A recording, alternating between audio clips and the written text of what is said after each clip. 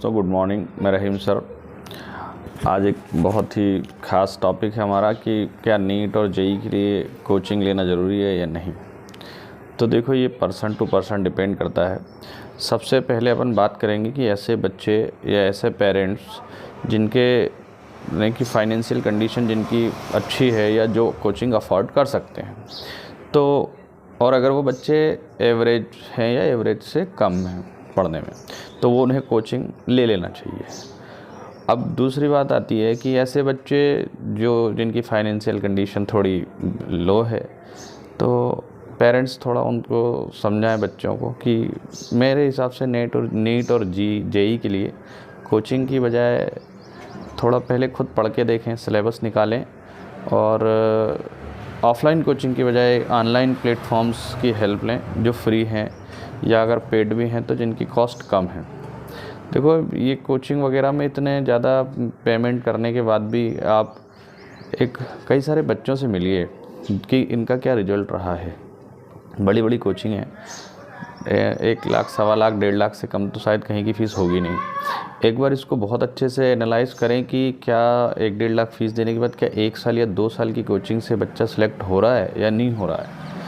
ठीक है, कुछ पेरेंट्स जो अफोर्ड कर सकते हैं, नो डाउट उन्हें कोचिंग लेना ही चाहिए, थोड़ा सा उसमें गाइडलाइन मिल जाती है। लेकिन फिर भी अब आज के टाइम में हमारे पास ऑप्शन है।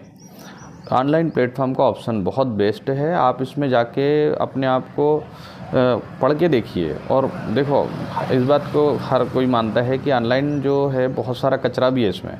ठीक है, तो जो कुछ क्वालिटी मटेरियल है उसको आपको लेना है, आपको कचरे को छोड़ना है। दूसरा, सबसे पहले ऑनलाइन ये ऑफ़लाइन और इनके चक्कर में भी ना पड़े, बच्चा खुद से सिलेबस निकाले और 9th की NCERT से चालू करे। नीट करना है तो बायो पढ़ लें, 10th का बायो फिजिक्स केमिस्ट्री, 9th का बायो फिजिक्स केमिस्ट्री, और उसके बाद आप देखें, आप फिर 11th पे जाइए, फिर 12th पे जाइए। कई सारे बच्चे 10th के बाद ही 11th में कोचिंग ज्वाइन कर रहे हैं, 1-1.5 लाख फ़ीस दे रहे हैं, फिर 12th के लिए 1-1.5 लाख फ़ीस दे रहे हैं। तो ठीक है, अगर अफोर्डेबल है आपके लिए तो आप करिए, नो डाउट। लेकिन इसके लिए सभी बच्चे जिद नहीं करें कि भैया नहीं, हमें भी कोचिंग लगेगी और कोचिंग के बगैर तो हो नहीं सकता। कई सारे एग्जांपल्स हैं, आप यूट्यूब पे देखिए, ऐसे लोग हैं जिन्होंने घर पे रह के मोबाइल फ़ोन की मदद से, NCERT की मदद से खुद से वो सिलेक्ट हुए हैं और अच्छी रैंक लेके आए हैं, एम्स तक पहुँचे हैं लोग। एम्स तो चलो ठीक है, ये नीट है, जेई है, लोग IAS भी बने हैं खुद से सेल्फ करके। अगर ऑनेस्ट हैं आप आपके टारगेट को लेकर तो आप सेल्फ कर सकते हैं। पेरेंट्स भी अपने बच्चों के अंदर पॉजिटिविटी भरें कि नहीं बेटा, कोचिंग की ज़रूरत नहीं है, हमारा जो फाइनेंशियल स्ट्रक्चर इतना स्ट्रांग नहीं है कि हम 1-1.5 लाख फ़ीस भी भर दें, शहर का खर्चा भी उठा लें, क्योंकि जो अधिकतर जो अच्छी कोचिंग होती हैं शहरों में ही होते हैं, लगभग बड़े शहर होते हैं जहाँ का खर्चा यानी कि सर्वाइव करने का खर्चा भी अच्छा खासा होता है। तो इस बात को ज़रा समझें कि मेरे हिसाब से कोचिंग बिल्कुल ज़रूरी नहीं है, और अगर है तो ऑनलाइन प्लेटफॉर्म पे थोड़ी सस्ती कोचिंग देखें, या अलग अलग सब्जेक्ट के अलग अलग टीचरों से आप पेड कोर्स भी ले सकते हैं। लेकिन अनपेड कोर्स पे ही पहले रिलाई करें, कोशिश करें कि अनपेड कोर्स हो।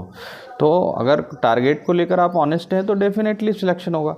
और अगर जैसे आपने मेहनत कर रहे हैं और फिर भी रिजल्ट नहीं आ रहा, तो 1 साल नहीं आएगा तो नेक्स्ट ईयर आएगा। आपको अगर टारगेट है कि नहीं, मेरे को करना ही है।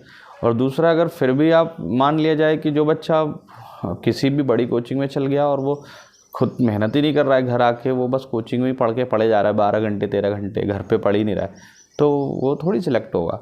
आपको तो खुद बैठ के मेहनत करना पड़ेगी ना। सिलेबस कोचिंग का थोड़ी कंप्लीट होता है, आपका कंप्लीट होता है, रिवीजन आपका चाहिए रहता है।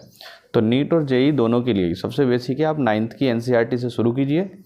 जेई की जो तैयारी करने वाले बच्चे हैं वो बायो वाला पोर्शन हटा दें, और जो नीट की तैयारी कर रहे हैं वो बच्चे बायो फिजिक्स केमिस्ट्री 9th से शुरू कीजिए, 9th और 10th। उसके बाद 11th 12th पे आइए, और NCERT को आप कहीं भी पढ़ें स्कूल में, 9th 10th से ही सोच लीजिए कि हमें इस फील्ड में जाना है, और फिर ऐसी जगह चुनें स्कूलिंग में ही आप इन किताबों को बहुत बेसिक लेवल से पढ़ें और पेज टू पेज पढ़ें, तो आगे आपको दिक्कत नहीं आएगी। मेरे हिसाब से मेरा तो यही रिव्यू है। बाकी आप थोड़ा सा और खुद से डिसीजन लें, खुद से सोचें कि क्या इतनी फ़ीस भरना ऑफ़लाइन कोचिंगों में सही है, या अच्छा ऑनलाइन कोर्स भी अभी बहुत महंगे में आ रहे हैं, तो उसमें भी थोड़ा सा सोच के समझ के लेना है। बहुत सारी चीज़ें सर्च करिए, कौन अच्छा पढ़ा रहा है, कौन नहीं पढ़ा रहा है, और बहुत ठंडे दिमाग से जल्दबाजी नहीं करना है। जैसे कई लोग बोल रहे हैं अरे 5 तारीख आखिरी है, वहाँ फलानी कोचिंग ढिकानी कोचिंग, अरे इससे क्या होगा, 5 तारीख नहीं, सितंबर तक भी एडमिशन लेते हैं वो लोग, और वो तो लास्ट में भी एडमिशन ले लेते हैं। आपको करना है क्या करना है, थोड़ा सोच समझ के डिसीजन लीजिएगा। Thank you very much.